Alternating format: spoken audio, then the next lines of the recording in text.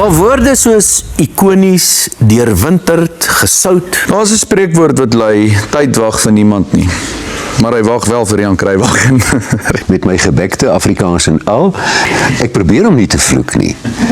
Praat jy nou maar altyd so, of is jy so gebore, of is jy so geleer, of hoe werk dit? Professor Johan Kombrink het ons destyds geleer, elke mens praat soos hy gebek is. Ja. Die ergste kragwoord wat ooit in die huis gebruik is waarin ek groot geword het, was my magtie.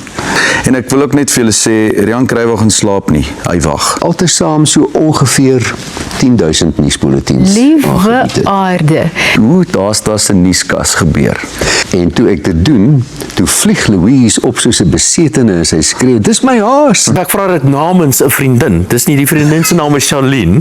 Sy het vir my gevra, ek moet vir jou vra. Wie dink jy is die beste bytsake aanbieder? Dan het sy die berig gekry waarin dit voorkom, dan lees sy die woord halfpad, sê sy joke en dan sê ek witch. Jy weet, ek sê altyd 'n uitsaaier tree nooit af nie, want dit is vir my heerlik om in die oggend my koppie koffie te sit en geniet en die koerant oop te vou en te lees.